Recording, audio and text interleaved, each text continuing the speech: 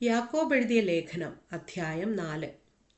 നിങ്ങളിൽ ഷണ്ഠയും കലഹവും എവിടെ നിന്ന്? നിങ്ങളുടെ അവയവങ്ങളിൽ പോരാടുന്ന ഭോഗേച്ഛകളിൽ നിന്നല്ലയോ? നിങ്ങൾ മോഹിച്ചിട്ടും പ്രാപിക്കുന്നില്ല. നിങ്ങൾ കൊല്ലുകയും അസൂയപ്പെടുകയും ചെയ്തിട്ടും ഒന്നും സാധിക്കുന്നില്ല. നിങ്ങൾ കലഹിക്കുകയും ഷണ്ഠയിടുകയും ചെയ്തിട്ടും യാചിക്കായ്ക കൊണ്ട് കിട്ടുന്നില്ല. നിങ്ങൾ യാചിക്കുന്നു എങ്കിലും നിങ്ങളുടെ ഭോഗങ്ങളിൽ ചെലവിടേണ്ടതിന് വല്ലാതെ യാചിക്കൊണ്ട് ഒന്നും ലഭിക്കുന്നില്ല. വ്യഭിചാരിണികളായുള്ളവരെ, ലോകസ്നേഹം ദൈവത്തോട് ശത്രുത്വമാകുന്നു എന്ന് നിങ്ങൾ അറിയുന്നില്ലയോ? ആകയാൽ ലോകത്തിൻ്റെ സ്നേഹിതനാകുവാൻ ഇച്ഛിക്കുന്നവനെല്ലാം ദൈവത്തിൻ്റെ ശത്രുവായി തീരുന്നു.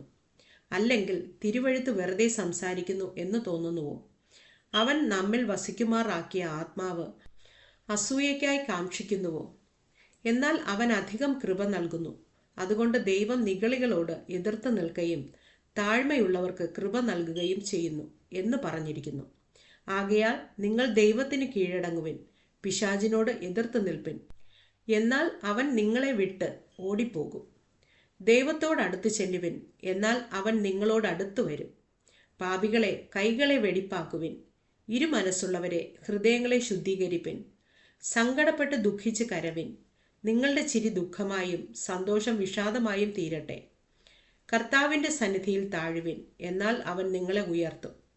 സഹോദരന്മാരെ, അന്യോന്യം ദുഷിക്കരുത്. തൻ്റെ സഹോദരനെ ദുഷിക്കുകയും വിധിക്കുകയും ചെയ്യുന്നവൻ ന്യായപ്രമാണത്തെ ദുഷിക്കുകയും ന്യായപ്രമാണത്തെ വിധിക്കുകയും ചെയ്യുന്നു. ന്യായപ്രമാണത്തെ വിധിക്കുന്നുവെങ്കിൽ നീ ന്യായപ്രമാണത്തെ അനുഷ്ഠിക്കുന്നവനല്ല, വിധിക്കുന്നവനത്രേ.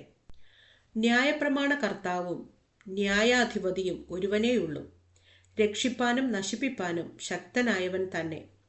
കൂട്ടുകാരനെ വിധിപ്പാൻ നീ ആർ? ഇന്നോ നാളെയോ ഞങ്ങൾ ഇന്ന പട്ടണത്തിൽ പോയി അവിടെ ഒരാണ്ട് കഴിച്ച് വ്യാപാരം ചെയ്ത് ലാഭമുണ്ടാക്കും എന്ന് പറയുന്നവരെ കേൾപ്പിൻ. നാളത്തേത് നിങ്ങൾ അറിയുന്നില്ലല്ലോ. നിങ്ങളുടെ ജീവൻ എങ്ങനെയുള്ളത്? അല്പനേരത്തേക്ക് കാണുന്നതും പിന്നെ മറഞ്ഞു പോകുന്നതുമായ ആവിയല്ലോ. കർത്താവിന് ഇഷ്ടമുണ്ടെങ്കിൽ ഞങ്ങൾ ജീവിച്ചിരുന്ന് ഇന്നത് ചെയ്യും എന്നല്ലയോ പറയേണ്ടത്? നിങ്ങളോ വമ്പ് പറഞ്ഞ് പ്രശംസിക്കുന്നു. ഈ വക പ്രശംസയെല്ലാം ദോഷമാകുന്നു. നന്മ ചെയ്യുവാൻ അറിഞ്ഞിട്ടും ചെയ്യാത്തവന് അത് പാപം തന്നെ.